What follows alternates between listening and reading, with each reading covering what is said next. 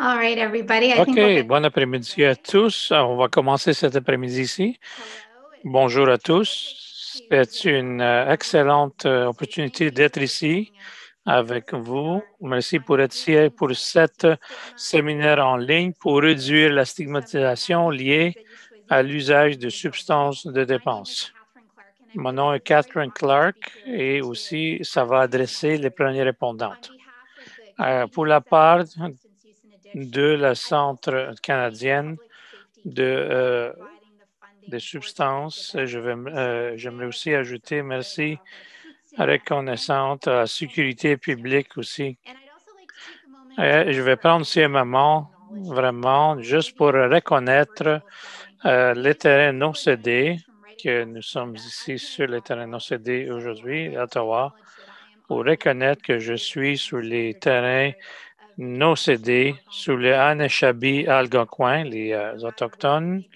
Et même si vous êtes pas ici à Ottawa, juste peut-être apprendre quelques minutes à réfléchir. Maintenant, le but de notre séminaire ici aujourd'hui, la discussion, comment faire sensibilisation autour d'une dépendance des substances et aussi la corrélation de stigmatisation qui vont ensemble. Aussi la corrélation avec ceux qui ont avec des troubles mentaux aussi. Et de voir que aussi, de chercher aussi, d'avoir accès à des soins et de parler sur ce qui a trait les familles et les communautés qu'ils servent. Now, before me to go over a few quick housekeeping items that'll help us keep this show on the road this afternoon. First of all, please note that all lines will be muted during the webinar. That's just to ensure seront mutés juste pour s'assurer et les vidéos sont fermées aussi pendant cette séminaire-là.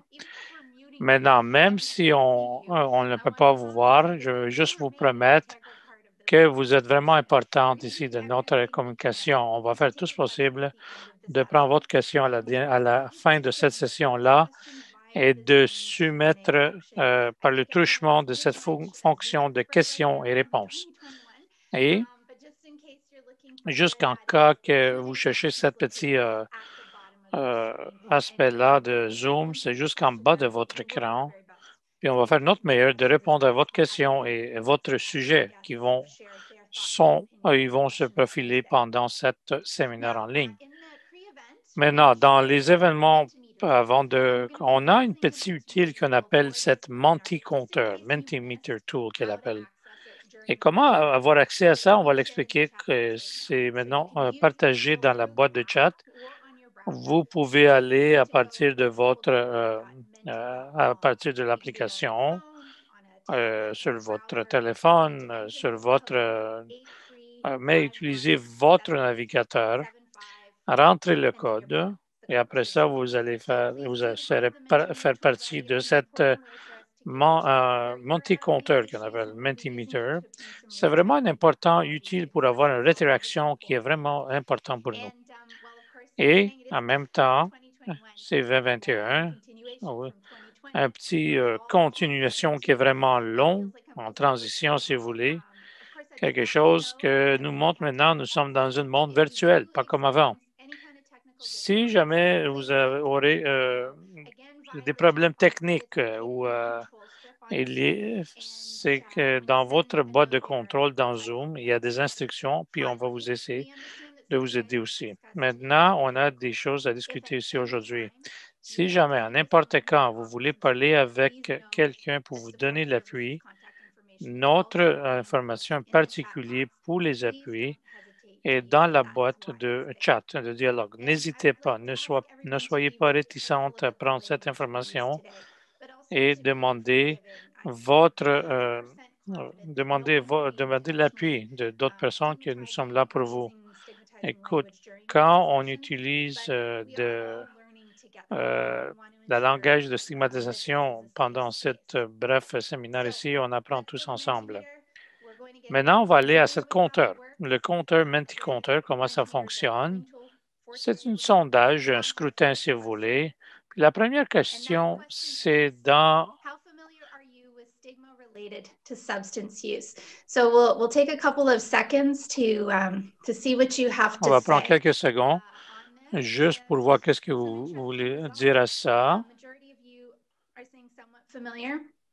Donc, dans quelle mesure connaissez-vous la stigmatisation liée à la toxicomanie? Ça, c'est la question ici.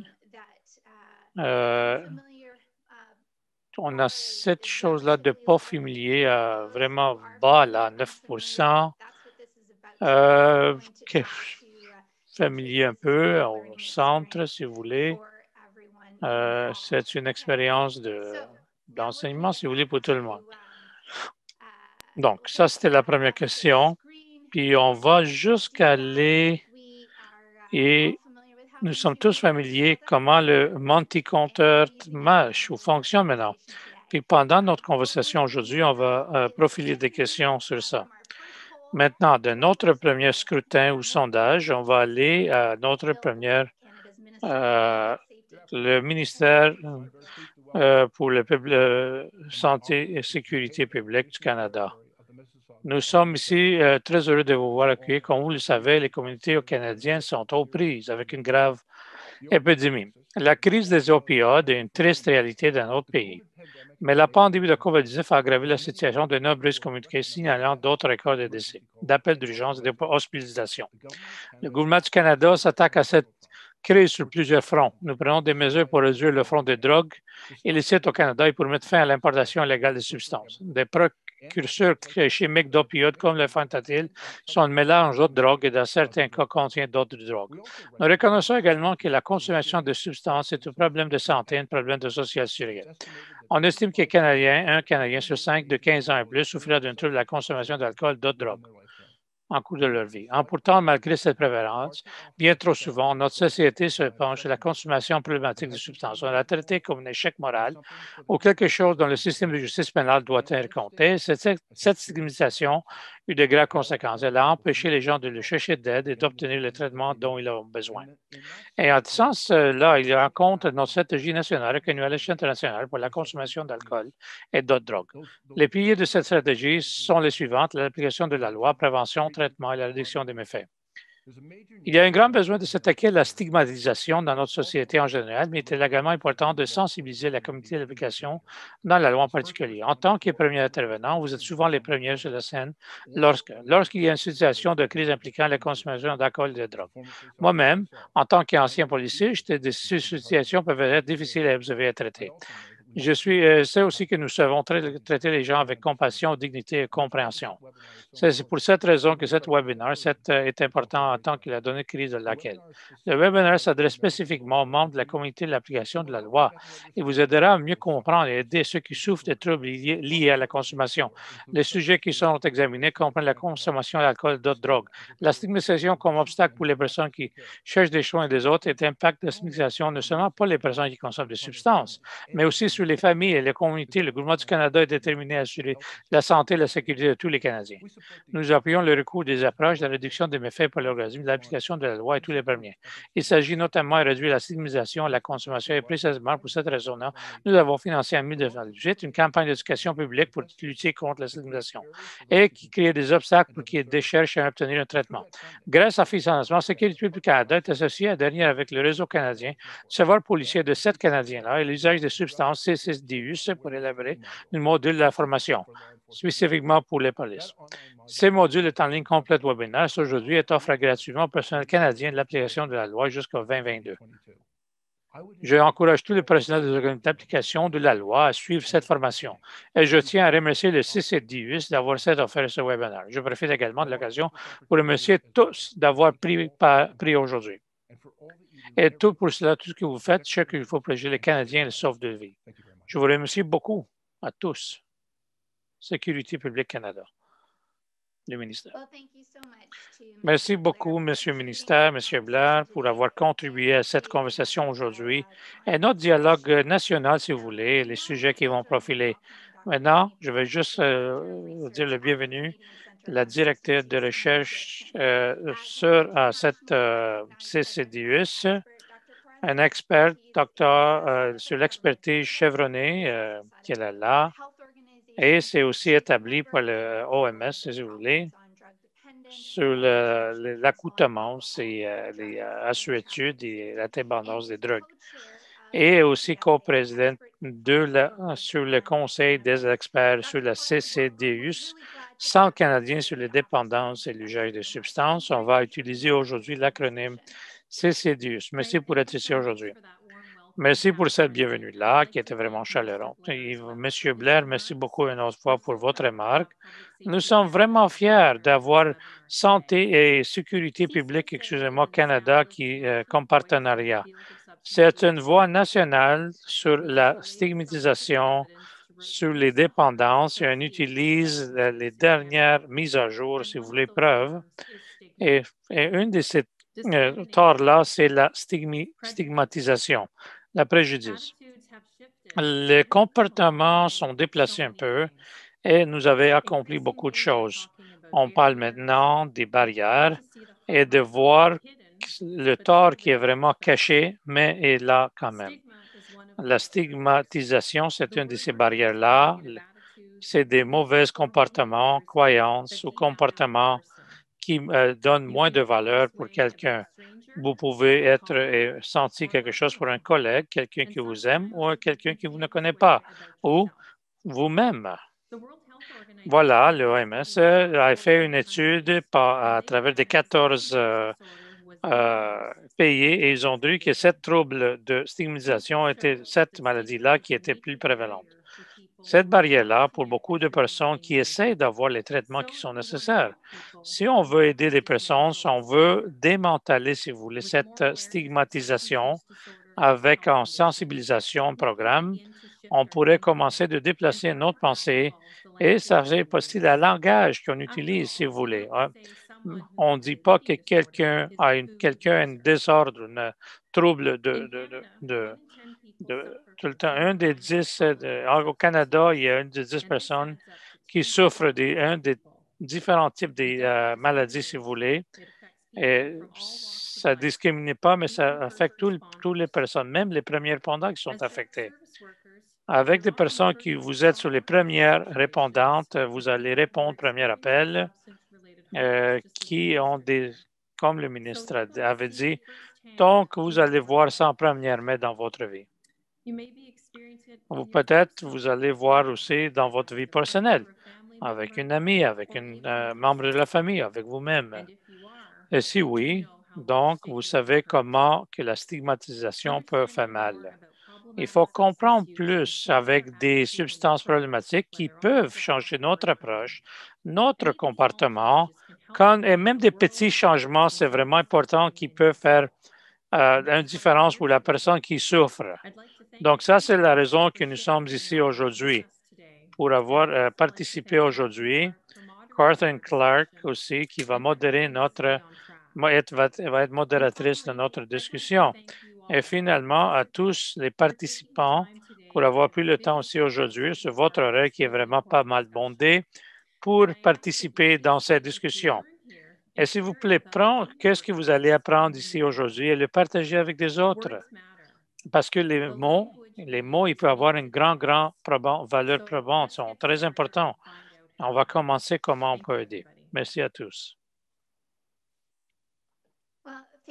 Merci beaucoup, Dr. Brath, pour les commentaires et pour commencer à avoir entamé cette discussion. Et j'attends avec impatience de faire l'introduction à notre autre invité. Mais pour beaucoup de personnes qui sont dans l'audience aujourd'hui, et pour tout le monde, je pense, à nous-mêmes, nous sommes directement ou indirectement affectés par ces troubles-là, soit dans le lieu de travail, le milieu de travail, où on connaît quelqu'un ou aurait été stigmatisé. Donc, c'est vraiment un périple, comment on peut créer un environnement où tout le monde peut se sentir santé et en sécurité de se déstigmatiser. Laisse-moi faire l'introduction, les invités pour aujourd'hui.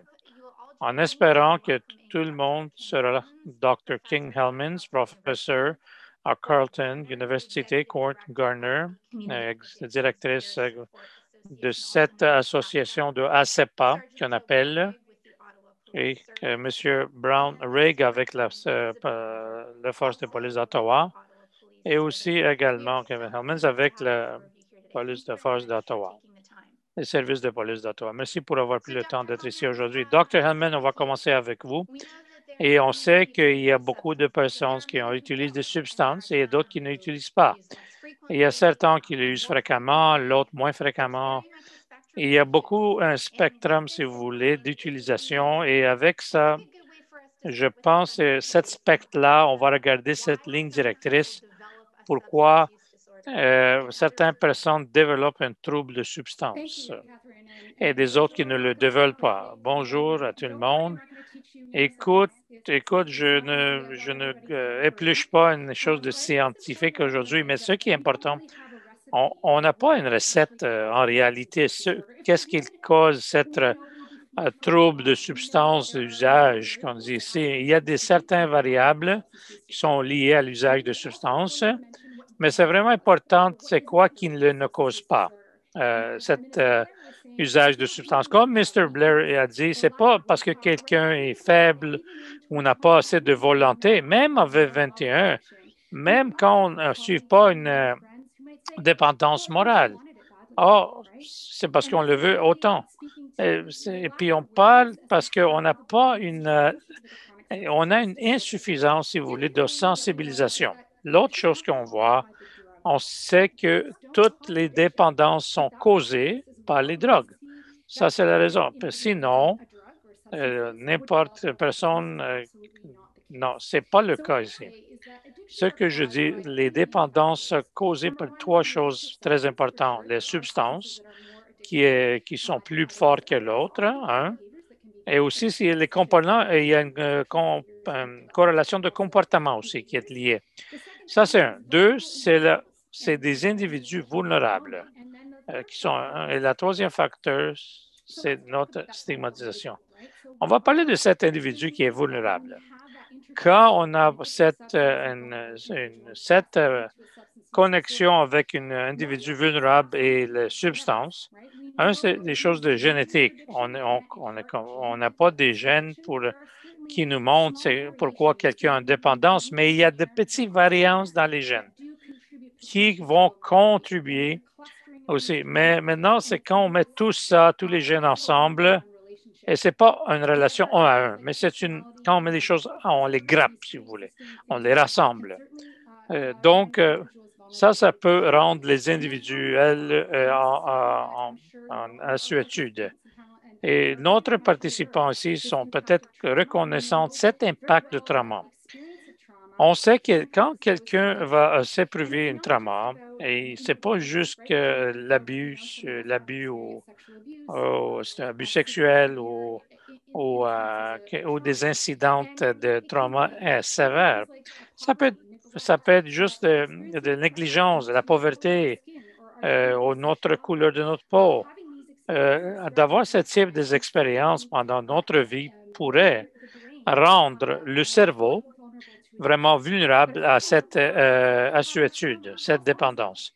Mais ce n'est pas juste qu'un facteur qui peut attribuer tout juste ça, le trauma. Et donc, ce n'est pas juste qu'une chose, voilà, quelqu'un a eu un trauma puis il y a une dépendance. Non, ce n'est pas juste ça. Dans les quelques minutes qui me restent ici, j'aimerais juste parler du cerveau. En dépit du fait que toutes les substances, héroïne, nicotine, travaillent sur les différents, si vous voulez, volets du cerveau, mais ils vont avoir une réunion sur des paths, si vous voulez, des chemins communs. Donc, sur les chemins communs, c'est une partie du cerveau quand on n'a pas de stimuli qui sont vraiment positifs. Il y a une partie du cerveau qui a vraiment inclus le stress et la crainte d'être effrayé. Et après ça, l'intérieur de notre cerveau, sur le cortex, qui renvoie des signaux dans les autres régions du cerveau. Vous voulez, cerveau elle appelle le singe et elle appelle l'autre côté la lézard. Donc, on sait n'importe quoi les substances, tous les drogues impactent le système. Et tous les trois choses que je viens de, les facteurs que je viens de discuter, trauma, personnalité, gène, tout ça, ils vont changer le chemin de tout ça. Et quand un individuel va vraiment rencontrer ça, les chemins ou les sentiers changent de faire vulnérable. Les personnes qui utilisent des substances ont des problèmes et peut-être arrivent à avoir plus une assuétude. Les choses que vous mentionnez ici sont vraiment nouveaux à nous maintenant. Puis on regarde le chemin qu'on a vraiment fait avec le temps, mais on a beaucoup de chemin à compléter en même temps. Mais c'est vraiment extraordinaire si on regarde une décennie ou deux décennies en arrière de comment on parlait des sujets comme ça avant et si on les compare à aujourd'hui. Une des choses que j'aimerais vous parler aujourd'hui, parce que l'audience qu'on parle aujourd'hui sont des premières répondantes dans l'association qui a des situations incroyablement stressantes. Mais en ce qui a trait le stress, madame, et la corrélation à cet usage de substances et aussi la stigmatisation. Stress, c'est un grand attribuant, si vous voulez. On regarde le stress, l'impact et en ce qui a trait à la dépendance. C'est vraiment puissante et impliquée dans les troubles de substances et dépendance. Je pourrais dire que c'est impliqué à l'initiation et aussi sur la récidivisme. Donc, si vous avez une crainte, la première chose que le cerveau va faire, il va introduire des hormones aussi au corps pour essayer de s'établir et s'en sortir avec ça. Il y a aussi des circuits qui sont vraiment clés qui sont activés pour vous engager dans différentes stratégies de s'en sortir et de s'établir avec, en effet. Donc, si vous êtes accablé au travail avec quelque chose ou un problème à la maison avec votre époux ou épouse, donc là, peut-être, on va initier une stratégie de se débrouiller, c'est-à-dire s'en sortir, si vous voulez, de chaperonner ça et d'assembler, de réduire aussi ce sentiment négatif, l'angoisse et le stress. Certaines personnes, ils vont faire de l'exercice. D'autres personnes, ils vont pallier avec des différents mécanismes et différents exercices. Et le cerveau est vraiment très utile à comment réduire des sentiments négatifs qui va aider aussi le corps pour vraiment survivre. Donc, quand on va apprendre une stratégie de pallier avec, de s'en sortir, je vais le faire encore une autre fois avec ça, ou le cerveau va le faire. Donc, ceux qui ciblent les drogues, c'est un chemin de prix, si vous voulez. Et toutes les hormones de plaisir vont vraiment réagir avec les drogues.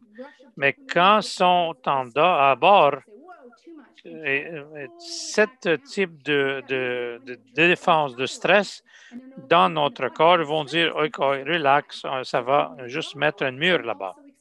Mais avec ça, on va avoir une expérience aussi, l'angoisse, le stress qui pousse plus la dépendance et l'usage des substances. Ça, c'est la raison pour les personnes qui sont des usagers de substances chroniques.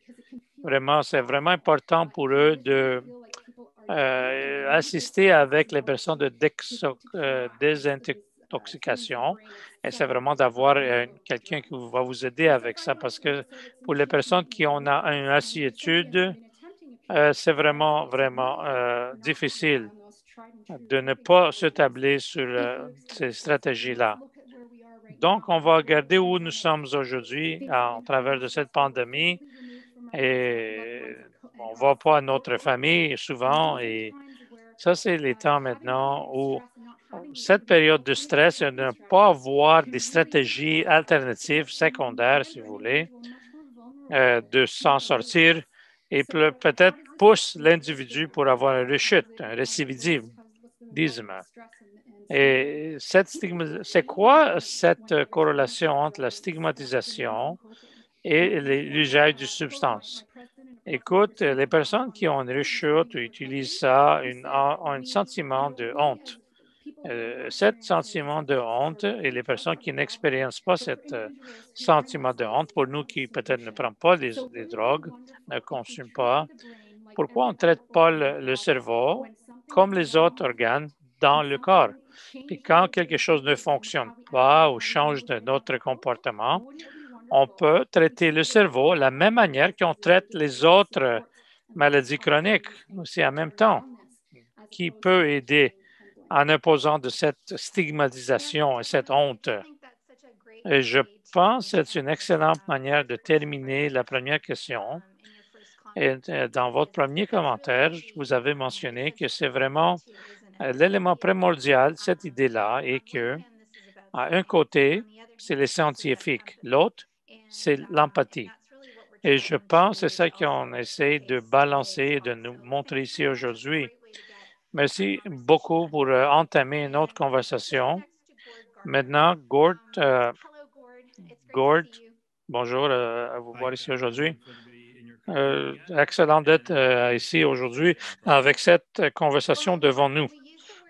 Quand on utilise le mot stigmatisation, là, on vient de l'utiliser maintes fois aujourd'hui. On décrit les comportements qui font la discrimination contre les personnes.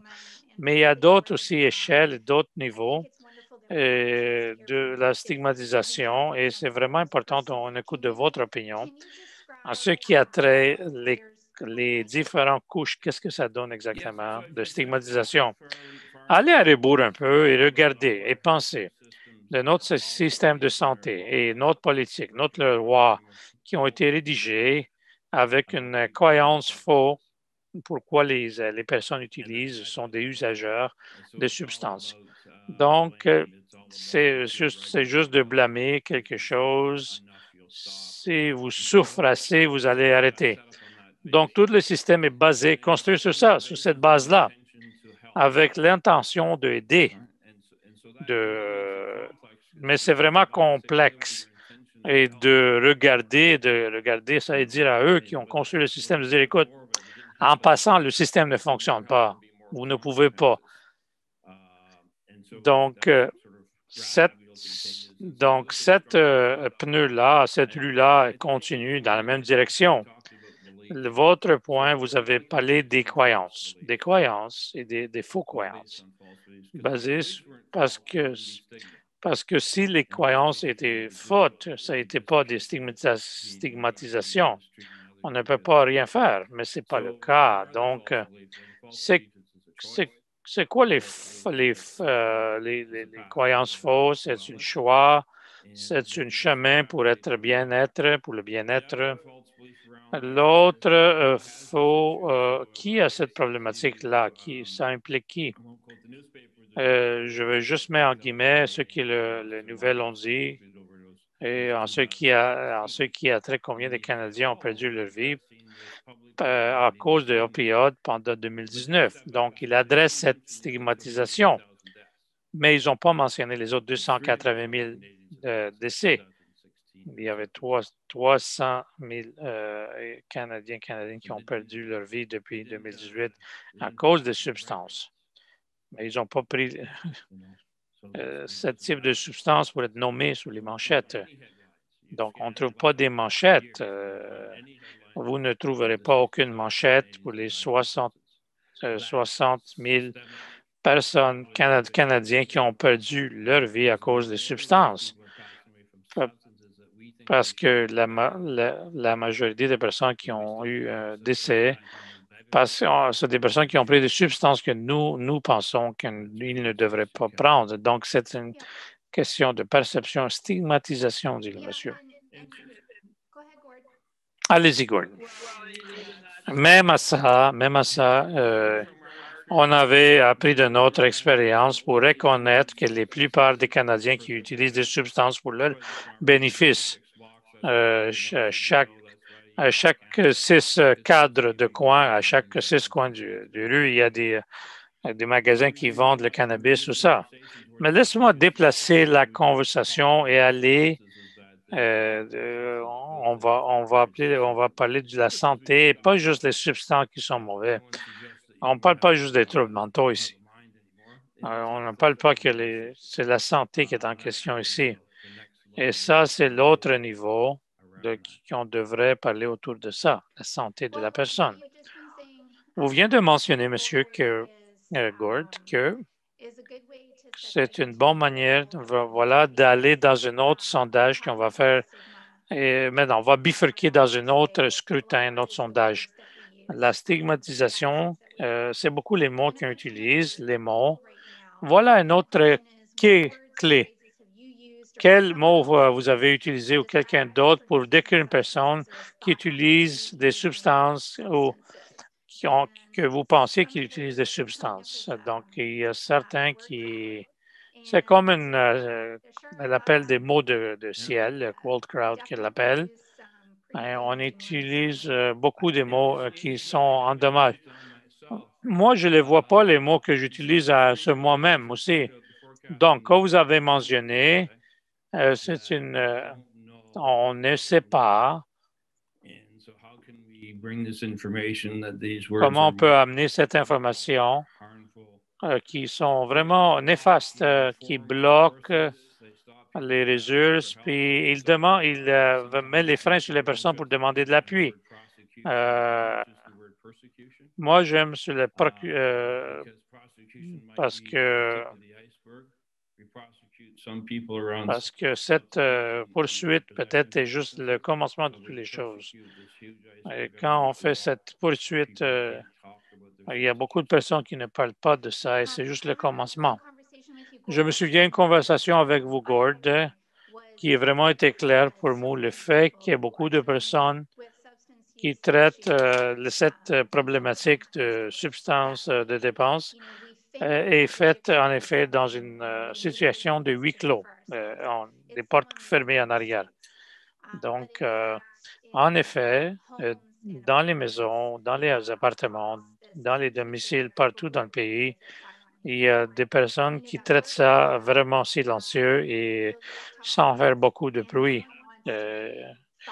Et donc, même si tu sais que vous savez que vous avez un problème, vous ne voulez pas penser avec quelqu'un qui prend des substances, un drogué, avec un drogué de crack, si vous voulez.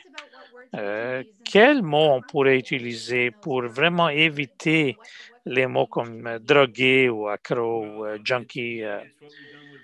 Écoute, c'est ça qu'on avait fait avec d'autres sujets sociaux et les personnes qui souffrent, qui utilisent des substances, qui souffrent à cause des autres problèmes de santé. On ne parle.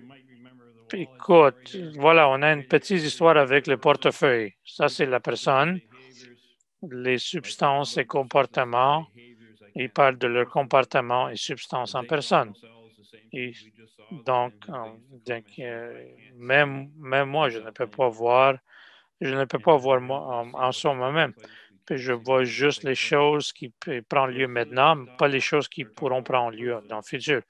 Donc, avec cette carte, je vois la possibilité d'un changement là, en utilisant cette, si vous voulez, idée de portefeuille carte. Et quand les changements ne sont pas possibles, j'ai l'empathie vers les personnes et pas vers les objets. Mais c'est une outil vraiment puissante. Vous avez mentionné les images aussi, mais c'est les images qui parlent. Les,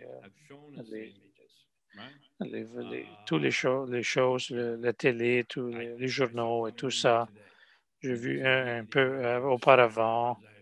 Puis, il y avait aussi cette idée-là que les idées étaient pas mal éparpillées et parsemées. Mais c'était l'image au mot. L'image au mot. Ce n'est pas quelque chose qu'on décide de changer, mais on doit le pratiquer, pas seulement dans le langage, mais ce qui est corrélé, il y a une corrélation avec l'image et le mot. Et quand vous pensez à quelqu'un qui utilise et fait l'usage de substances, pensez avec un enfant qui a pensé d'avoir la meilleure vie, de commencer une meilleure vie, et ça n'a pas fonctionné. Et ça, c'est la chose à penser. Que, pas à cause qu'ils ont échoué, ils n'ont pas essayé, ils n'ont pas donné le 100%. Ça, c'est leur expérience qu'ils ont eu à résultat qu'ils ont utilisé des substances. Okay.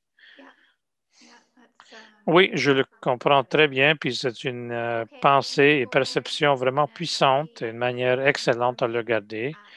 Merci, Gord. Comme la conversation va se dérouler là, et Joe Brownrigg, monsieur, c'est le service de police d'Ottawa. Merci de faire partie de cette conversation-là. Oui, je suis vraiment passionné avec tout ça. J'ai 19 ans comme policier chevronné et expérimenté. J'ai vu en premier lieu toutes les problématiques dans les rues et partout. Et merci pour m'avoir ici invité aujourd'hui. J'ai eu aussi certains troubles, mais je suis en récupération et merci beaucoup pour m'avoir ici. Écoute, je suis vraiment reconnaissante et nous sommes tous reconnaissants de partager votre expérience, Monsieur Brownrigg, et expérience personnelle, mais aussi votre expérience professionnelle, que toutes les années que vous avez mis dans ce service de police d'Ottawa, dans les rues et dans les ruelles. Et en ce qui a trait l'usage de substances. Moi, je vais commencer avec ça, dit Monsieur le policier, Monsieur Brownrigg, et j'ai collecté certaines phrases. Je reconnais qu'il y a des premiers répondants ici. Et ça peut-être résonner avec vous, pas de choquer les personnes, pas les déstigmatiser, mais j'aimerais juste encadrer la conversation et entrer comment ils pensent les policiers. Au policier numéro 1, quand j'étais un policier jeune, je pensais que tout le monde, ils vont commettre des crimes pour vraiment nourrir leur drogue, des dépenses de drogue. Mais maintenant, je les vois différentes. Officier 2, on savait que c'était eux, dépendant quel quartier, quel arrondissement c'était. On savait qu'il y avait quand les introductions par effraction, on savait que c'était eux. Mais il ne veut pas améliorer tout ça. 3, le système de santé n'a pas la capacité de traiter ça. Nous sommes la dernière ressource. C'est notre faute, puis on traite tout, nous, les policiers. J'ai vu beaucoup des décès reliés et corrélés à les drogues, mais les utilisateurs, on ne gagne jamais cette guerre sur les drogues. Ça, c'est simple. Oui, on n'a pas de contrôle sur ça. Le temps que j'ai vraiment me lever le matin avec une mauvaise tête, si vous voulez. Puis vous avez oublié cette... dernière chose qui a vraiment martelé le point pour moi, voilà, la pointe tournante pour moi, quand j'avais vu Alex avec une personne qui échange son corps pour le sexe et réalisé que ça n'a pas aidé, puis ça me donnait que je victimisais des personnes. Donc, il y a deux volets de ma réponse. La première chose que je vais parler, comment les défis qui sont relatés à la stigmatisation peuvent être adressés avec la communauté. Traditionnellement, c'est un problème de police. Puis on va vraiment trouver les lois pour nous aider et de forcer les personnes vraiment de s'en sortir de ça. C'était nous contre eux et cette application ou exécution de la loi était la résolution. Mais à l'interne avec la police, il y a une insuffisance de conversation, il n'y en a pas la formation, il y a insuffisance de lignes directrices aussi. Nous sommes là dans les rues, dans les ruelles, puis on essaie de vraiment appliquer un petit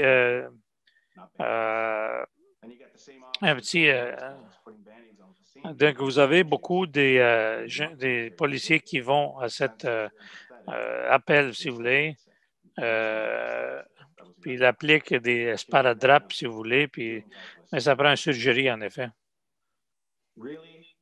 Vraiment, quand les stigmatisations affectent la force de police et les effectifs de police, tous les policiers devraient prendre et réfléchir un moment. OK. Deuxième question de cette question que j'aimerais, en ce qui a trait l'organisation. Comment ça peut comment la stigmatisation affecte les départements à l'intérieur, les sous-cultures qui est là, la culture structurelle qui est là à l'intérieur d'une organisation comme la police. Donc, avec cette expérience-là, je suis heureux que j'ai le temps d'avoir le temps et l'orientation de ma récupération. J'étais vraiment réticente d'aller en avant, de parler de mes problématiques, parce que moi, je pensais qu'ils vont mettre le doigt sur moi et me stigmatiser. Et je pensais que ça peut-être les barrières, ça c'était les barrières. Mais j'apprécie aussi les efforts de notre organisme aussi en même temps. Le département de police, il devrait mettre en œuvre un certain type de programme pour avoir une confiance qui n'est pas là d'emblée pour commencer. Donc, ça ne fonctionne pas si on reste la même chose. Les méthodes que j'ai utilisées, au lieu d'utiliser des méthodes de pansement, c'est d'autres officiers qui ne sont pas liés avec notre organisme. L'autre chose aussi, c'est que notre famille sont impliquées aussi sur le même train et sur le même volet, si vous voulez, et toutes les choses qui viennent avec, ils sont impliqués. Maintenant, si on regarde quel type de défis sont devant nous, c'est une barrière pour celles qui ont sert et c'est une barrière pour nous. Mais on commence à reconnaître cet niveau de sensibilisation. Mais qu'est-ce qu'on fait, M. Brownrigg? Qu'est-ce que sont vos recommandations pour vraiment briser les barrières en termes de les personnes qui en servent, vous les policiers, les personnes qui en servent, les citoyens et citoyennes? C'est une grande question. Je ne pense pas que j'ai une réponse. Par contre, on pourrait entamer une conversation. J'ai beaucoup d'expérience. Comment vraiment entamer. Une chose qui est importante, c'est que les organismes, quand ils vont décider de mettre l'argent, les ressources dans ça va être correct de ne pas être correct. Dans la police d'Ottawa, ils ont créé une section de sensibilisation, donc un groupe de pairs d'appui, et ils vont offrir le support à nous. Mais qu'est-ce qu'il fait, en effet, c'est ça dit à moi, oui, il reconnaît qu'on a un problème. Et c'est correct pour moi de dire que j'ai quelque chose maintenant. Ça, c'est vraiment primordial pour les organismes d'avoir ce programme de sensibilisation. L'autre chose qui a vraiment aidé à notre police, de service de police, il y avait un forfait médical, un forfait vraiment épluché, si vous voulez, pour tout le monde, axé sur le trouble de santé, nutrition et tout ça. Et ça a aidé aussi pour moi. Et ça, c'est une chose clé. Et c'est correct pour ne pas être correct. C'est ça. Quand l'organisme voit ça, les ateliers, la formation, ça, c'est vraiment important aussi. Et on a 15 minutes, ça ne fonctionne pas. Mais si vous allez continuellement, en perpétuité, vraiment marteler le message, ça va fonctionner. Ça va changer la donne. Pour moi, il y avait 3 choses que j'ai en mémoire qui a eu un impact. Un, c'est un congrès d'éthique qu'on a eu avec des invités de l'armée. Et ils ont parlé, c'est quoi qui vous guide d'exécuter votre action? Puis une perception éthique. Et vraiment, c'était vraiment profond. Et moi, en sortant de ce congrès-là, ça m'a changé beaucoup. Il y a un médecin aussi au Dr. Kevin Gill-Martin, psychologiste clinique, clinicien, un psychologiste qui donc c'est le GRC qui a eu ce monsieur-là comme invité il y a quelques années. Donc, et on était là juste dans une pièce toute la journée de dire pourquoi c'est correct de ne pas être correct. Et on parle aussi pour la stigmatisation d'usage de substances aussi pour certains officiers aussi. Et c'était vraiment vraiment incroyable comme programme. Ça prend pas beaucoup de temps, mais mettre votre attention, s'il vous plaît, et être axé sur le programme. Et il devrait aussi, les organismes, reconnaître des organismes formels. Ça, c'est vraiment important.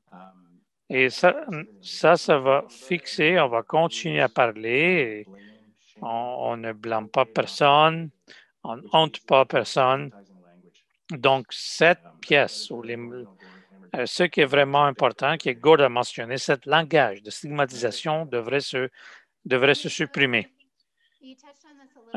Vous avez touché sur ce point-là un peu, vous avez mentionné, et félicitations à vous exactement, et vous avez mentionné d'écouter à d'autres personnes. C'est ça que vous faites, monsieur. Et quand vous avez cette volonté de partager votre histoire, votre expérience personnelle, ça donne quelqu'un la permission de lever leur main aussi et de dire, écoute, j'ai besoin d'aide aussi. Et un des sujets ici que j'imagine que les premiers répondants font face à, et les autres regardent à vous d'être les personnes fortes dans toutes les situations. On vire votre vous et notre pire jour de notre vie pour avoir un pilier là, une fondation de vous. Et c'est vraiment difficile à vraiment comprendre ça et d'apporter ça, de porter ça pour vous. Ça, c'est clair. Pas juste vous, monsieur, mais tous les premiers répondants. Et merci beaucoup pour ça. Je l'apprécie beaucoup pour avoir. Avec notre panéliste, notre invité dernier, inspectrice Granger, qui est excellente d'être ici aujourd'hui. Je suis vraiment heureuse d'être ici aujourd'hui sur ce type de la conversation ici. Comme Joe et les autres, j'étais à l'autre côté comme première répondante et comme ça ouvre mes yeux, si vous voulez, ne pas seulement d'être sur un côté, sur un côté de la culture, mais voir les deux côtés, si vous voulez, voir qu'est-ce qui se passe dans l'autre camp. Et même d'essayer d'exister en même temps et de naviguer les choses comme il faut. Joel et Gord ont donné les deux sur les impacts de la stigmatisation sur l'individu. Mais une autre chose à aborder, c'est, comme Joe a mentionné, l'individu est vraiment juste lui qui est affecté. Est-ce que vous pouvez juste peut-être renchérir sur ce point-là? Quand on parle de la stigmatisation, l'usage de substances, et comment ça impacte la famille et la communauté autour de cette personne-là? La chose qui m'a frappé vraiment, avec cette séminaire ici en ligne, quand j'avais vu les mots sur le ciel, le cloud qu'elle appelle. Parce que moi, j'avais écouté maintes et moult fois les mots mentionnés pour d'autres personnes. Je connais une être humaine qui a été appelée tous ces noms-là, malheureusement. Et comme policière, dans les forces, ça fait 31. Et même comme constable, il y avait des appels qui impliquaient de transporter des personnes avec l'usage de substances, de les amener aux désintoxications, de les mettre dans l'hôpital à cause de leur assuétude. Mais on essaie vraiment de gratter la surface. Et on a beaucoup de stress sur nous de ne pas juger des personnes. Et donc, je veux aller un peu plus loin que ça et d'essayer d'engager l'être humain en arrière de ça et de parler de ce qui se passe exactement. Et je suis vraiment heureuse que je t'ai élevé comme ça. Et ça, c'est à cause de ma enfance et la manière que je t'ai élevé qui m'a donné cette résilience-là. Et une des choses vraiment difficiles à regarder, c'est quand on regardait les statistiques quotidiennes. Ça, c'était vraiment difficile de dire, écoute, c'est ça qui est arrivé le jour avant, les personnes qui ont perdu leur vie à cause des troubles de substances et leurs familles qui ont été affectées. Pour moi, mes filles et moi, et ça, c'était le centre de la gravité. Toutes les choses qu'on fait, nous sommes inaudibles. Et toutes les étiquettes, toute la honte d'être traité comme ça sans respect est vraiment difficile à naviguer. Et cette irrévérence, c'est vraiment difficile de rester dans une salle d'audience du tribunal et de lui dire que je suis un surintendant dans le centre de service de police. Et, j'aimerais que vous aurez me regarder la manière que vous me regardez maintenant, parce que vous ne l'avez pas fait dans le passé, parce qu'il y avait une stigmatisation qui a été attachée avec mon femme et aussi mon garçon, et d'être aussi un homme racialisé aussi en même temps, et des choses qui est vraiment complexe. Et je pense tout le temps comment les personnes sont vraiment euh, chanceux, même quand ils passent jugement chez nous, qui ne devraient pas porter ce type de jugement qui passe chez nous, comme la stigmatisation. Donc, même la personne, c'est notre fille, c'est notre garçon, c'est notre frère avec une future qui était vraiment promettante, avec potentiel là aussi. Et, mais à chaque fois il donne cette promesse, voilà, d'arrêter, il ne peut pas. Pour nous, par contre, chaque promesse qu'il dit, qu'il fait, qu'il va arrêter, c'est une opportunité pour nous. Et moi, comme policière, je pensais que ma vie sera plus structurée, plus organisée. Mais maintenant, avec les jours qui sont devant nous, n'importe qui pourrait vraiment tomber dans les brèches et vraiment prendre j'essaie de vraiment de voir ce que notre père ont passé. Et vraiment, on a cette section de sensibilisation à notre service de police, le OPS. Et, aujourd'hui, quand j'écoute les jugements qui sont contre mon fils et mon garçon, je dis rien, puis je ne veux pas vraiment aller à travers de ça. Encore quelque chose. Comment est votre garçon aujourd'hui? Ça fait qu'il y a 2 mois qu'il est sobre. Par contre, il est dans un environnement structuré et le système est pas mal applique des solutions de justice criminelle, si vous voulez, par cet aspect-là. Mais nous ne sommes pas à ce point-là où on regarde la cause. Et puis, on regarde ça si le monsieur va être criminogène ou non. Je le comprends maintenant. Ce n'est pas juste les drogues, mais c'est les choses en arrière des drogues qui sont reliées. Qu'est-ce qu'on pourrait faire, Isabelle? Je sais que dans certaines manières, on avait déjà demandé la question et les invités ont déjà répondu. Qu'est-ce qu'on devrait faire pour réduire la stigmatisation? Ou vient vraiment de parler de ça? C'est quelque chose de personnel pour vous à cause de votre enfant qui ont été stigmatisés. Mais qu'est-ce qu'on pourra faire de réduire de cette affaire-là de stigmatisation? Et quand vous parlez de votre enfant, c'est vraiment difficile de le voir souffrir, de le voir être jugé. Qu'est-ce que vous voulez les autres de savoir? Qu'est-ce que vous voulez que l'audience, votre collègue sache de tout ça? De leur influence, comment ils traitent les autres, ils donnent l'appui aux autres, et ils donnent l'appui à leur communauté. Première chose, il faut avoir le Dieu dans votre cœur. Ça peut être vous, ça peut être moi. On doit éduquer sur les raisons pourquoi les personnes sont liées, prennent l'usage de substances. Et donc, comme je dis, et ça peut arriver à n'importe qui. Et j'aimerais aussi aborder une analogie avec le portefeuille qui a été mentionné. Avec les personnes comme moi et Joe et les autres personnes, ils doivent connaître qu'ils ne sont pas seuls. Et quand c'était vraiment problématique pour moi, quand j'ai vraiment trouvé cette affaire-là, qu'il y avait un policier qui était vraiment, vraiment respecté, mais il y avait son fils qui a tombé dans ça. Et j'ai trébuché par cette histoire-là par hasard, aléatoirement, mais il faut avoir l'empathie, elle dit, parce que beaucoup de membres devraient prendre le vent. Écoute, je ne veux pas personnaliser les histoires et les mettre.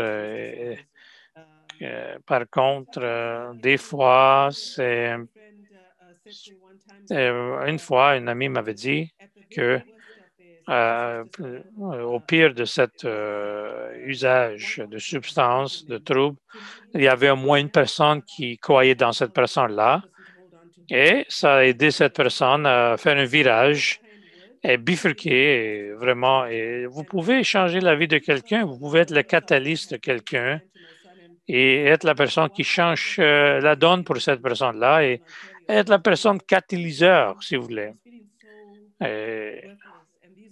Et des fois, il dit, écoute, j'avais pas de valeur. Et il y avait un officier, un agent de police qui a dit, écoute, écoute, vous avez de valeur. Il ne faut pas penser que vous n'avez pas de valeur. Vous êtes sans valeur. Vous êtes inutile. Merci Isabelle pour avoir partagé cette histoire qu'une personne pourrait faire une grande différence pour une autre personne. Et je suis sur le même diapason et je pense de vous, je pense de votre fils aussi. Et merci beaucoup. On va juste aller un peu en arrière avec notre audience. Beaucoup de choses la dernière année, voir comment on a vu cette, quelle phrase, quel mot vous allez maintenant planifier de décrire quelqu'un qui peut-être passe à travers des épreuves avec leur usage de substances ou à un usage de substances de troubles. Donc, on va montrer les résultats maintenant sur l'écran. Voilà la différence maintenant. Est-ce que ce n'est pas incroyable? On a tous les mots qui sont, on a eu dans l'autre word cloud qu'on avait, de décrire des personnes avec des personnes qui ont des troubles d'usage de substances, qui ont des problèmes de changer, d'adapter comme un être humain. C'est vraiment important. OK. Donc, merci beaucoup à notre audience aujourd'hui d'être autant engagés dans notre conversation et notre invité, même chose pour eux, et d'avoir partagé votre pensée dans le sondage. Et vous, en même temps, vous avez soumis beaucoup de questions. J'aimerais aborder certaines de ces questions. Question 1. Bonjour. En ce qui a trait à la stigmatisation, c'est quoi la différence entre les différences avec des personnes qui ont des comportements de dépendance entre les adolescents et les adultes? C'est-à-dire des jeux de vidéo. Laisse-moi juste peut-être lancer cette question à ceux qui ont trait le jeu et les jeux de vidéo. Il y a la preuve qui nous montre qu'il y a cette création de stigmatisation à l'intérieur de les personnes qui l'utilisent. L'héroïne est plus stigmatisée, plus que... Et les personnes qui s'injectent avec l'héroïne, les femmes sont plus stigmatisées que plus que les hommes. Les personnes qui n'ont pas d'abri sont plus stigmatisées, les personnes de couleur. Il y a beaucoup de sections. Il y a vraiment des différents, si vous voulez, couches et couches de stigmatisation. C'est vraiment important de voir ça. Ça va nous aider de nous déplacer, aller à l'extérieur. Pourquoi on donne plus de stigmatisation pour les femmes, par exemple, comparé à les hommes? Et donc, si on regarde les différentes couches qui sont là, c'est vraiment primordial de les comprendre. Oui, et c'est vraiment intéressant aussi si vous pouvez donner un commentaire en ce qui a trait les différents niveaux aux couches de stigmatisation. Vous avez parlé de ça. En termes de cet élément ajouté, racialisé, femmes, comment on va traiter avec les couches qui sont ajoutées? C'était vraiment important d'être informé en premier lieu parce qu'ils ne sont pas visibles, ça c'est clair. Je vais partager une histoire avec vous et je pense pas que mon garçon va porter des problèmes à cause que je vais expliquer l'histoire sur les ondes. Non, j'ai déjà eu la permission. Il y avait une problématique en ce qui a trait les troubles d'usage de substances. Tout le monde regardait qui était un procureur de sexe, un pimp qu'on appelle des fois, un macaro, un souteneur. Donc, tout le monde a... Comment vous pensez à une chose comme ça, que je suis un procureur de sexe, un pimp? Pour moi, je suis une personne très privée, je n'ai jamais pensé à ça. Mais ma vie est un livre ouvert pour les autres, un chapitre ouvert pour les autres. Et quand vous êtes dans une salle de tribunal, c'est d'écouter des étiquettes ou cette personne-là ou ce type de personne-là. Ça, c'est des étiquettes. Des fois, écoute, les mots sont vraiment puissantes et les personnes ne réalisent pas cet aspect-là. Ils peuvent étiqueter quelqu'un et après ça, cet étiquetage, si vous voulez, n'est pas le meilleur quand ils vont faire face à des problèmes comme ça. Et ça, c'est les étiquetages que la société nous donne, malheureusement. On va juste construire sur ça et l'audience, parce que ça comprend avec le langage de qu'est-ce qu'on peut faire dans le communiqué pour adresser la culture d'un langage de stigmatisation.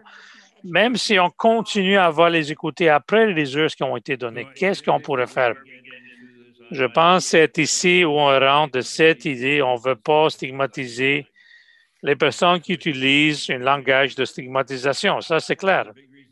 Une des grandes raisons pour ça, c'est parce que les personnes ne connaissent pas qu'est-ce qu'ils font. C'est dans le cloud, c'est dans le ciel, si vous voulez, dans ce programme-là. Quand on utilise ce mot-là en anglais, c'est druggy, quelqu'un qui est drogué, un drogué. On essaie de trouver un chemin qui est plus facile, plus simplifié pour apprendre.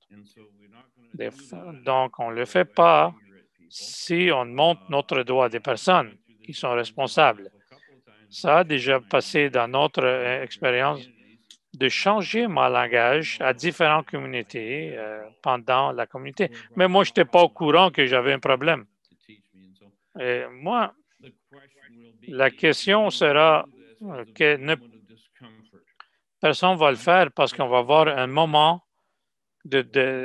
c'est peut-être l'ami qui va vous dire ça, qui va porter cette malaise-là. Vous avez dit ça au déjeuner la semaine passée, mais cette semaine, ce n'est pas correct. Mais je dis ça, j'aurais dit ça peut-être il y a 2 semaines. Donc, ce que j'avais appris, cette malaise-là que je viens de mentionner comme mot, ce que je vais appris, je vais le partager. Si vous voulez l'apprendre ou continuer sur ça, ça, c'est à vous de décider. Mais simplement, je vous dis ce que moi-même, j'avais appris. Et ce que je fais avec mes amis, on donne la permission à chacun quand on a besoin de plus de pratique, c'est-à-dire de peaufiner. Ça veut dire quoi, ça, de peaufiner quelqu'un?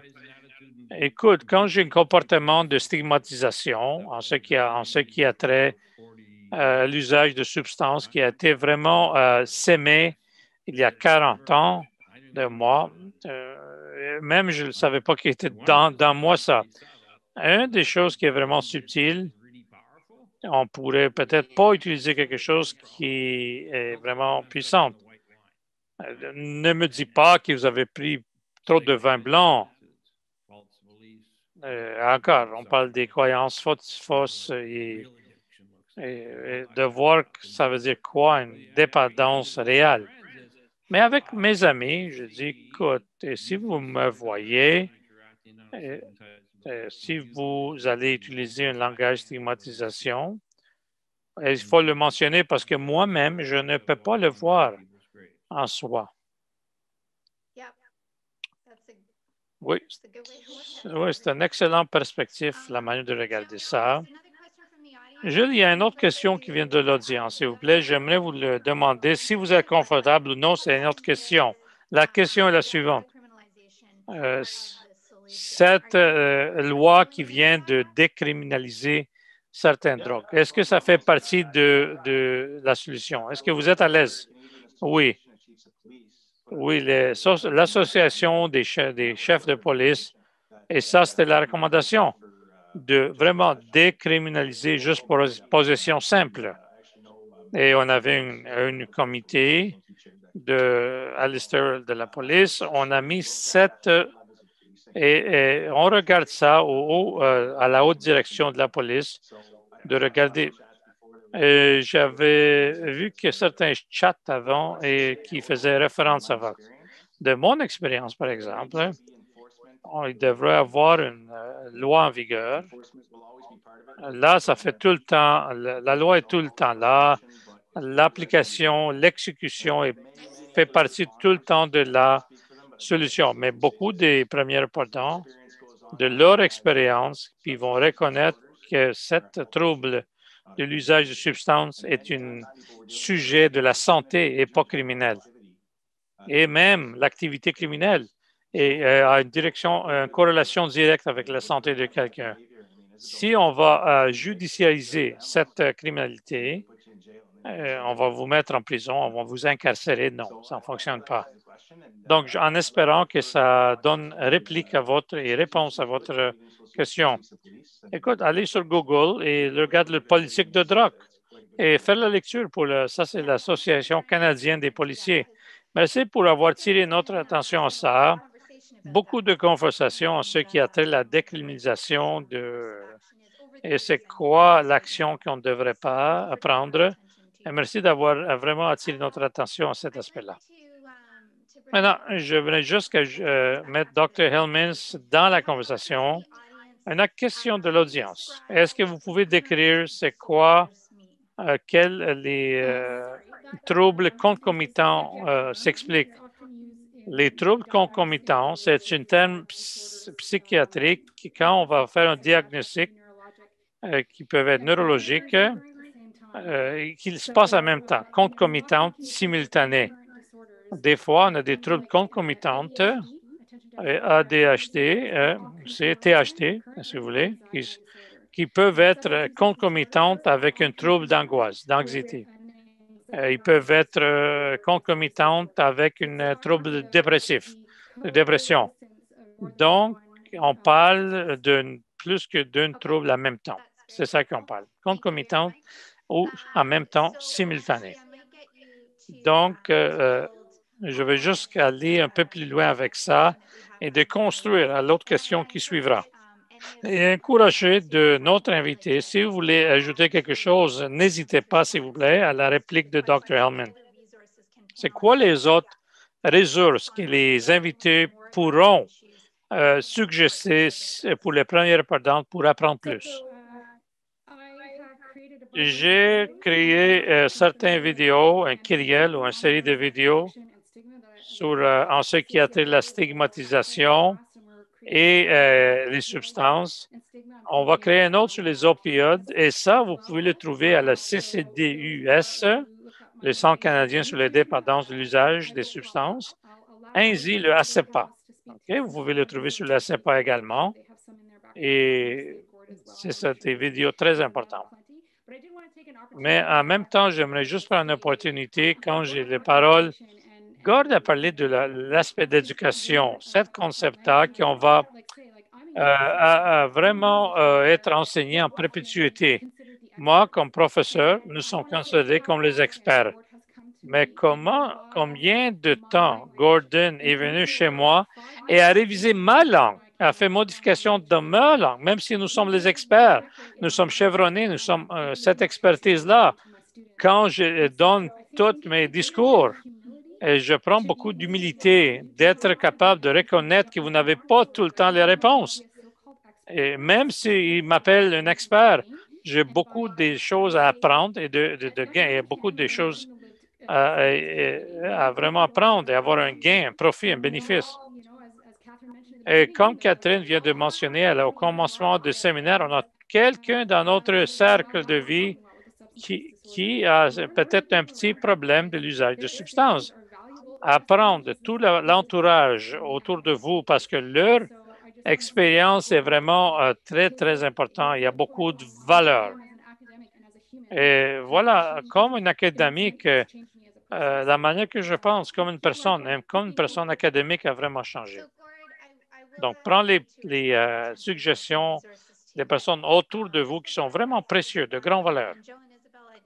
Joanne et Isabelle, j'aimerais écouter de votre côté aussi si vous avez des ressources à suggérer à votre collègue, à l'audience, à toutes les personnes qui ont besoin.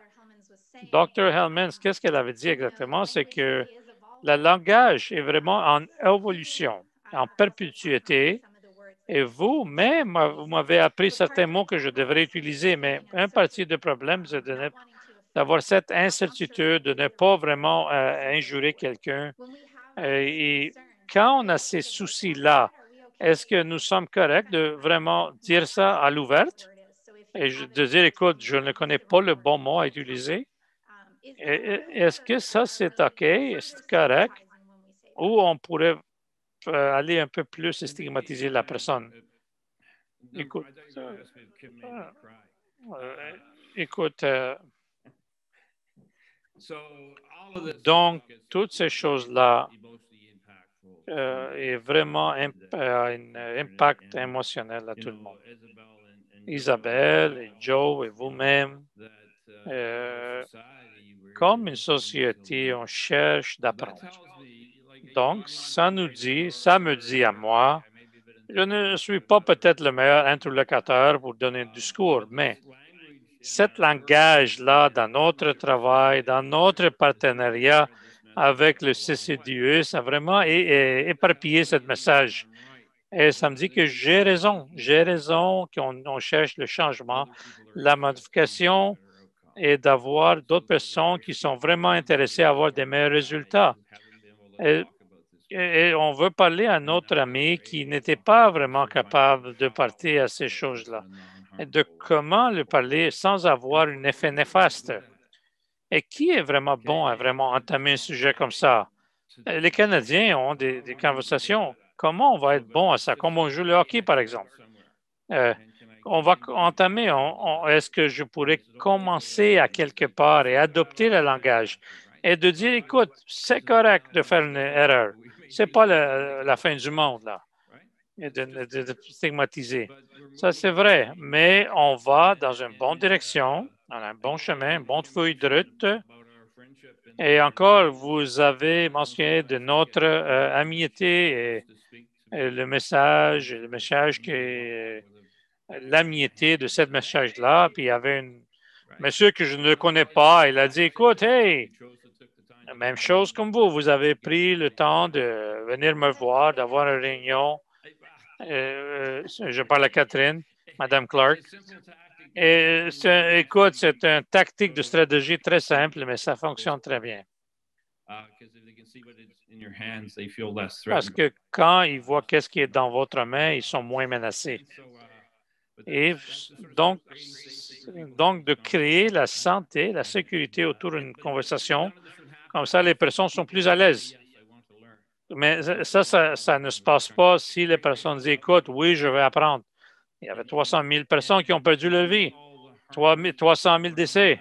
Mais autour de tout ça, il y a des personnes qui ne sont pas là encore, mais ils ne parlent pas. Donc, les ressources, qu'est-ce que vous donnez comme recommandation, monsieur?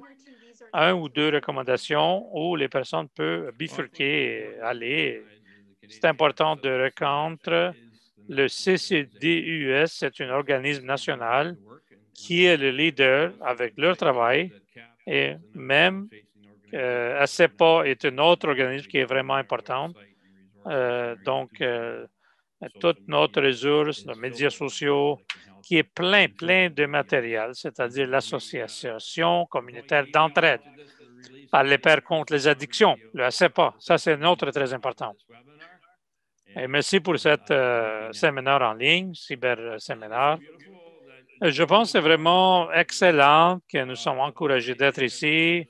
Sécurité publique aussi était là pour vraiment être le hôte de cet événement ici, notre événement. Vous avez parlé publiquement de votre expérience et j'imagine que je suis 100% certain que des fois vous sentiez seul dans votre périple. Mais est-ce que vous avez vous avez utilisé un ou deux ressources qui ont eu un impact sur votre vie? Et je sais qu'un des premiers ressources était quand j'avais appelé dans Bien-être, c'est un organisme qui s'appelle Health and Wellness, Santé et Bien-être. Et une des choses plus positives qui est sorti dans ça, dans c'était une des meilleures rencontres que j'ai eues avec ça. Donc, je suis en présence d'un organisme de récupération une fois par semaine. C'est les familles aussi on a eu des épreuves et ils ont passé à travers de ça. Une des choses extraordinaires de ça, c'est d'avoir réalisé que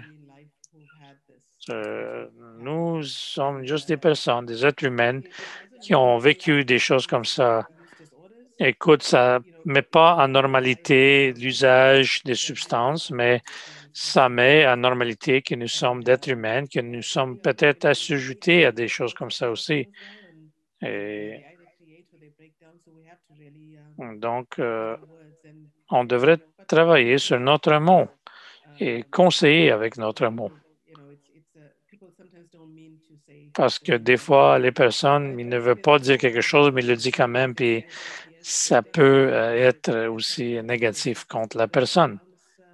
Et il faut aller à la surface avec les initiatives de sensibilisation aussi. Et ça, c'était mon expérience à moi et l'organisme. Monsieur Brownrigg, Monsieur Joe, des ressources en particulier qui pourraient être, mais si vous n'avez pas, on a une série, un kyrielle de questions pour vous. Les ressources, il n'y en a pas assez. Il n'y en a pas assez de ressources, dit le policier. Pour les premiers répondants de l'audience, c'est ça qui la question se profile. On va aller où? Et cet séminaire implique un point qui est vraiment important, les ressources.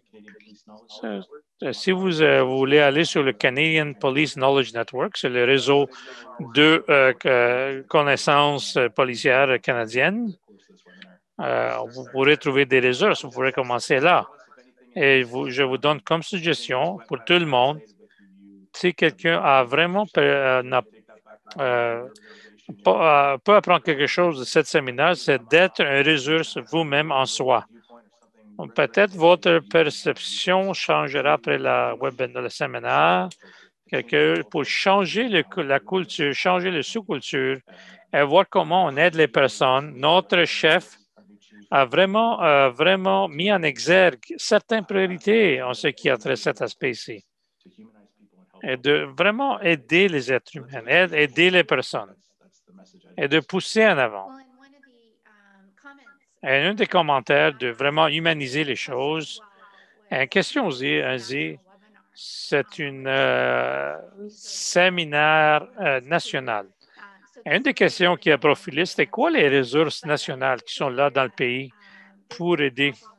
Et ça, c'est un problème qui les communautés font face, petit, grand nord, petit, d'un côté du pays à l'autre, de Nouvelle-Écosse à Victoria, ou de New Carlisle jusqu'à Victoria.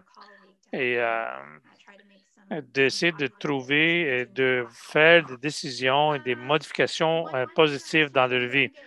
Une question qui a vraiment soulevé, et j'aimerais que vous le taclez, maintenant, les personnes qui ont des troubles mentaux, je vois que cette stigmatisation en soi est peut-être pire que de soi-même, que l'auto-stigmatisation est peut-être pire que la stigmatisation des autres personnes qu'ils nous donnent. Vraiment, c'est cet sujet-là de soi-même. Et c'est peut-être c'est au niche, au noyau pourquoi les personnes sont des usagers des substances. De juste faire en sorte que tous les appuis sont en place et les personnes ont des avenues à vraiment contacter, avoir aussi une confiance dans ce système-là. Donc, on revient à la même chose, de faire en sorte que tous les mécanismes sont en place pour donner l'appui, mais aussi que les personnes sont sensibilisées. Ça veut dire quoi d'avoir une stigmatisation de soi-même ou une auto-stigmatisation, si vous voulez, c'est mieux, c'est un meilleur terme, auto-stigmatisation. Comment on peut encourager des personnes qui utilisent les drogues de vraiment chercher de l'aide quand ils ne peuvent pas avoir accès à ça? Ça, c'est vraiment une question intéressante et j'aimerais écouter votre réplique, s'il vous plaît. Comment on essaie d'encourager des personnes inaudibles, vous voulez maintenant? Comment on encourage des personnes qui utilisent des drogues dans une manière problématique de chercher du traitement quand en même temps, ils ne peuvent pas avoir accès à des ressources? Donc, on les demande de chercher d'aide, mais ils ne peuvent pas avoir accès aux ressources. Comment on peut faire ça? Vraiment, c'est un défi énorme. Et je ne suis pas je ne suis pas médecin traitant en ce qui a trait l'usage de substances, mais c'est au centre de c'est le point crucial, si vous voulez, à ce sujet ici aujourd'hui. On a une page de site web qui liste tous les ressources et c'est vraiment d'avoir l'étudiant d'avoir l'accès en premier lieu et de faire une chose, de vraiment faire un survol rapide sur ces au cours. Des fois, on a l'anxiété, vous pouvez avoir des pensées accablantes et pas payer d'attention et vraiment difficile de voir quelqu'un qui est dans votre famille d'aller à travers de ça. Comment mieux fournir des services à des personnes qui ont besoin d'appui, ils passent au travers des épreuves comme ça. Mais d'être peut-être un bateau de connaissances, un livre de connaissances, et d'avoir une idée de santé communautaire et d'aider nous-mêmes en soi et après aider la personne qui n'est pas capable d'aider lui-même. Et peut-être c'est cet espace-là de vraiment chercher quel type de ressources sont disponibles et d'essayer de naviguer les espaces. J'ai un ami, par exemple, que sa fille était suicidaire. Ça a pris 3-4 jours de trouver des appuis, des ressources. Non, on ne devrait pas attendre 4 jours pour trouver quelqu'un, pour aider quelqu'un qui est 3-4 jours a pris le chemin pour se suicidaire. Donc, on a des raisons aussi pour tous les Canadiens, tous les personnes avec des incapacités, avec des troubles mentaux. C'est vraiment notre responsable de créer plus des ressources et de les faire plus accessibles. Bon, votre pensée, s'il vous plaît. Catherine, on a le temps pour... Oui, on a tout le temps pour vous, monsieur.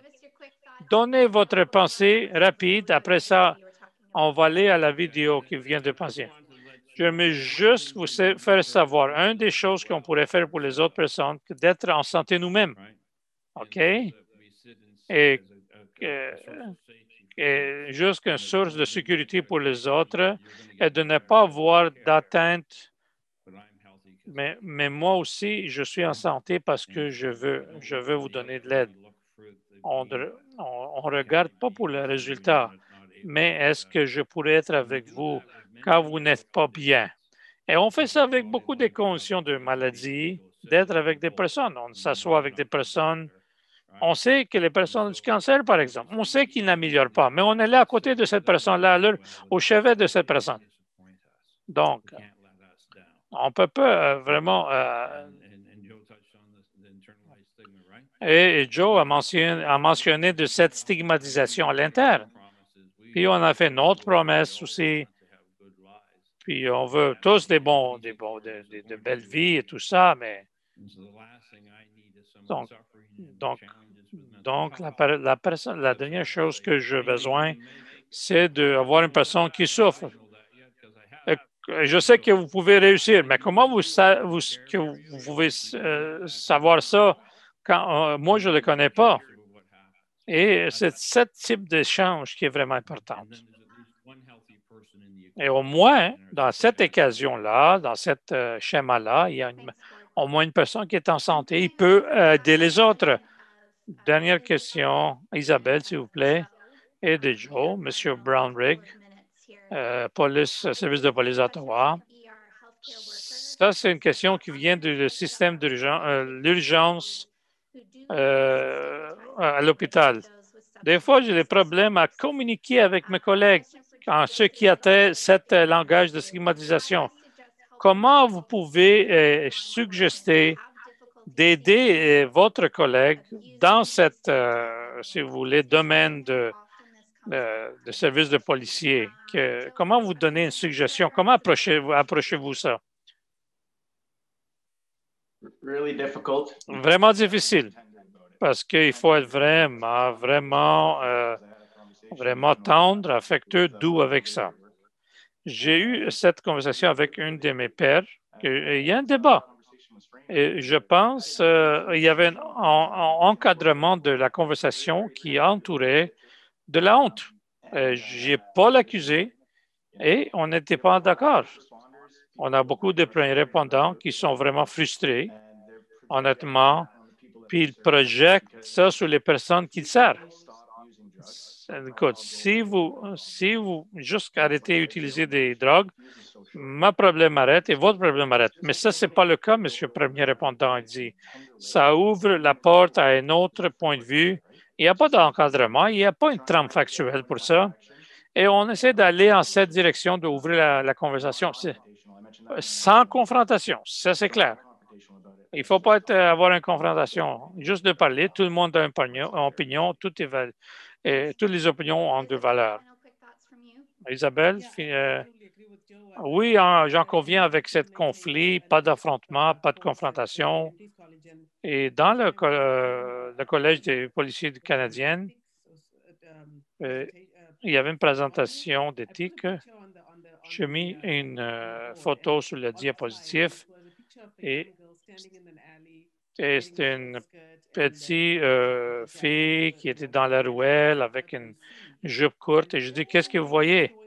Et on avait beaucoup tous les mots qu'on avait vus dans le cloud en ce qui a trait. Et une des personnes dans le cours, on dit, c'est ma fille qui fait bataille, qui avait une dépendance avec, je ne me souviens pas, mais une lassitude de quelque sorte. Puis elle faisait lutte contre ça. Et après ça, je lui demandais encore une fois, regardez la photo, qu'est-ce que vous voyez maintenant? Et les mots ont changé complètement. Il y avait l'empathie, la sympathie, et après la session, la séance, est-ce qu'il y a quelque chose que je pourrais faire? C'est cet aspect-là. Et comme inaudible, excusez-moi, juste cliquer sur ça, sur cet aspect de... c'est un aspect de humaniser les choses. Alors, on verra comment la conversation ici a vraiment influencé les choses. Dernier scrutin, dernier sondage, dans votre monde, c'est quoi une action que vous pouvez prendre aujourd'hui pour réduire la stigmatisation dans votre rôle comme un premier répondant, dans votre milieu de travail et dans votre communauté. Donc, un ou deux mots. Il y a beaucoup de mots qui sont vraiment importants là, l'empathie, le respect. C'est un progrès en travail, si vous voulez, un travail en progrès. Puis, j'aimerais juste remercier tout le monde, les invités, l'audience, pour faire partie de cette conversation aujourd'hui. Merci sincèrement, cordialement, pour avoir partagé votre esprit, votre pensée, votre question, pour être vraiment autant engagé. Et je l'apprécie beaucoup. Et j'aimerais aussi de vraiment dire un remerciement à le ministre, M. Bill Blair. Et on apprécie pour vraiment compléter le petit sondage aussi et partager maintenant. On va utiliser votre rétroaction pour vraiment créer là où il y a besoin, un vrai besoin. Et si on vous encourage aussi de prendre la sensibilisation, on va avec une vidéo qui va donner un peu plus d'informations. Ça vient de la CEPA. Puis mais à tous, bon après-midi de partout au Canada. Thank you, ladies and gentlemen, pour votre implication. Le vidéo, bonjour à tous.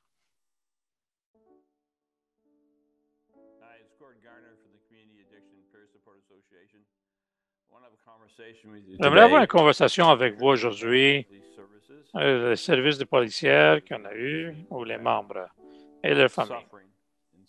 Quand on souffre en silence, n'est pas capable d'identifier qu'est-ce qui se passe exactement. Les porte-fermes, mon frère, il n'y avait pas autant d'aide.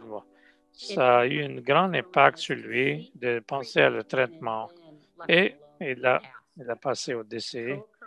Et cette trouble mentaux et une corrélation entre les deux, l'usage de substances peut vraiment profiler des problèmes. Mais on devrait trouver une situation comment on pourrait les aider. Si on ajoute la discrimination, la position criminelle, les portes fermes. Le comportement qui continue en dépit des conséquences. On va développer une assuétude, une dépendance quand il était jeune.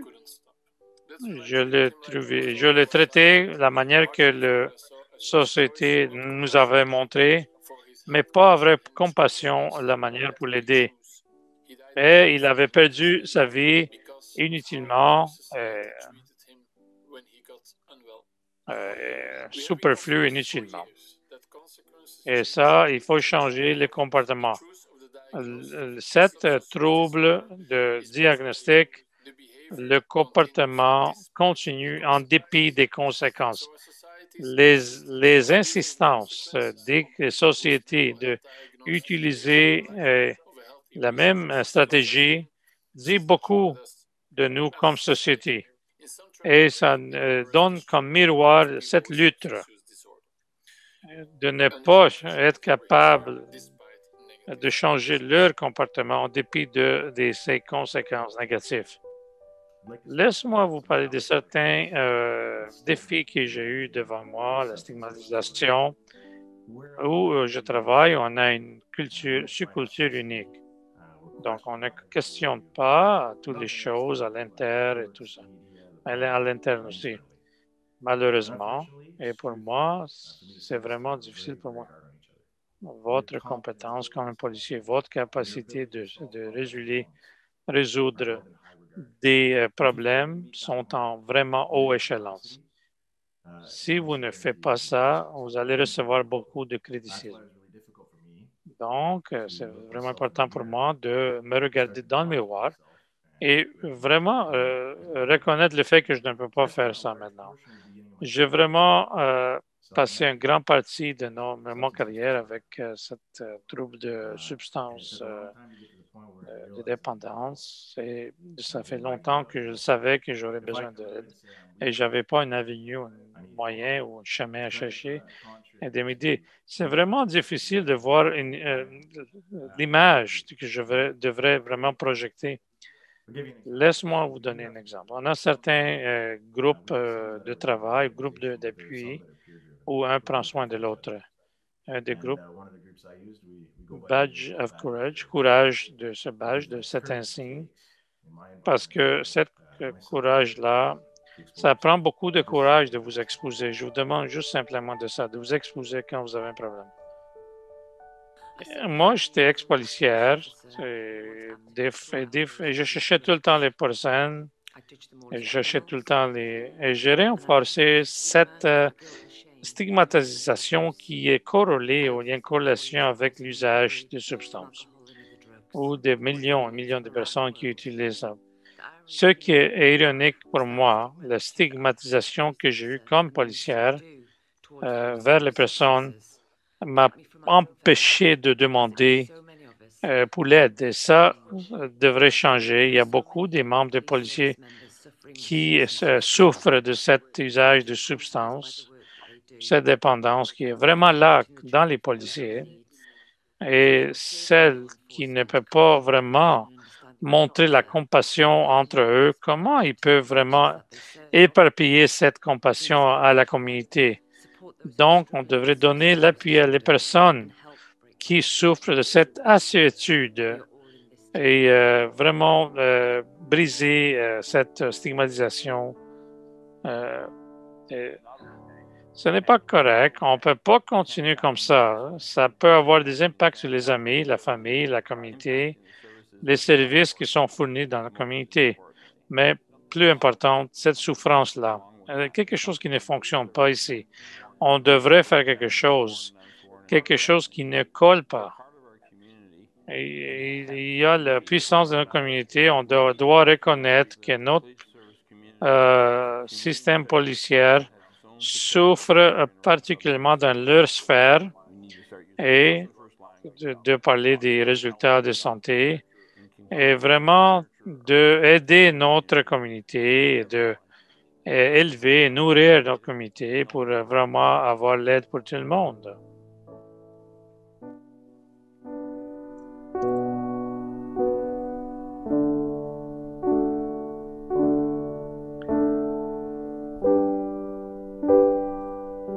Si vous êtes une personne qui travaille pour le système policier, vous pouvez avoir l'aide ici à la CEPA. Vous avez l'adresse en bas.